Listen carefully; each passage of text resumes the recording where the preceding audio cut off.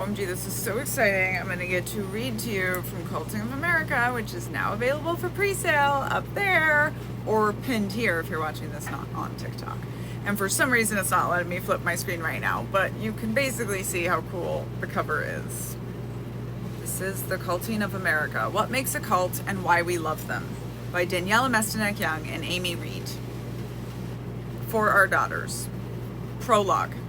You're probably in a cult. You just don't know it yet. Don't believe me? See if you recognize one of the world's most notorious and widespread sex cults, with members spanning the entire socio-economic spectrum.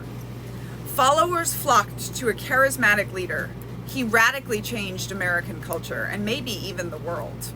He was edgy, rebellious, and said exactly what the youth of America were thinking at the time. His revelations were sexual and pushed the boundaries of American culture.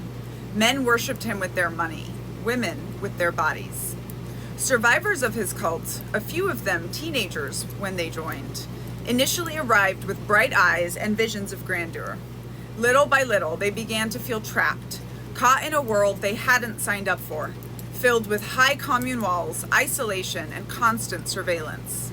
These young women were often paraded in public, luring in the money and the bodies of others with their sexuality. They had fallen down the proverbial rabbit hole into a world where none of the normal rules applied. To the outside observer, they lived glamorously, while internally they sublimated themselves in order to play their parts, allowing their emotions to be deadened and suppressed, and their bodies and labor to be exploited. Even years after their leader's death, the cult rakes in millions from followers of the Playboy brand. How did so many come to believe that Hugh Hefner was changing the world for the better? This description wasn't Jim Jones, the Branch Davidian, Nexium, or the Children of God. The Playboy organization, more or less accepted by mainstream society, isn't the faraway, sinister, and strange world we think of when we hear the word cult. How could an organization so well known actually be something a cult scholar like me could compare to a sex cult? I was born and raised in what is known as one of the most notorious religious sex cults in the world. It's what most people would call a real cult. I wrote about it in this book Uncultured, pinned here. Signed copies. As a survivor, scholar, and someone who has already written one book about life behind the walls of a cult, I find a stunning number of parallels between the life I survived and what is woven throughout the reports of the survivors of life at the Playboy Mansion. After surviving 15 years in isolation under religious extremists, I escaped to America and threw myself into education. I became an intelligence officer in the U.S. Army, another kind of total institution.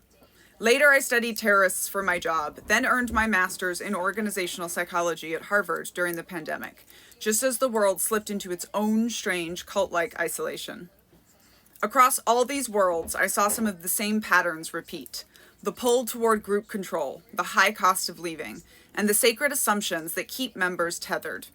Watching the pandemic unfold, I was fascinated, but not surprised, to see isolation do what it always does: push us into increasingly polarized mindsets, so disconnected from our fellow Americans that it sometimes feels like we no longer share the same reality. In The Culting of America, I explore 10 core aspects of group dynamics that I have developed to define what makes a cult. I talk about how the dynamics are used in cults and extreme groups to achieve coercive control, but how they also show up in socially accepted cults, like the U.S. Army, and where we find that same behavior in groups we don't call cults, groups we are all in. Through meticulous research and interviews with sociologists, psychologists, cult experts, and survivors, I make the case that if we look at our regular groups for signs of cultiness, we have to acknowledge that harmful group behavior exists on a spectrum, not a binary, and it is present in even some of our best, good groups. The truth is, many of the dynamics that scholars have used to rely on as markers of extreme groups have become strikingly common as primary features of many of America's mainstream groups today. I see cult-like behavior everywhere, in so many groups, and it's been increasing in intensity at a frightening pace. When I put it all together, everything I've studied, everything I've experienced as a cult survivor, I can't help but feel that we are living through the culting of America. And my guess is that you feel it on some level too. And y'all, I wrote that before the second election. I've spent my life attempting to understand cults, which I've learned is inseparable from understanding human nature, human needs, group psychology, and culture. Braided through the story of my life are truths I've come to know: that human beings will do almost anything to be accepted by a group, that we all search for belonging and purpose more than anything else in life, and that, at the end of the day, extremism is harder to recognize than any of us think. As humans, we are programmed to look for connection, community, purpose, and an ideology to adhere to. These things give meaning to our lives. You are undoubtedly a member of many groups: families, companies, clubs, churches, political affiliations. The Republican dog would like a word about his groups. Communities, nations. You probably also have things you believe in with all your heart, ideas you will defend with passion against anyone who challenges them.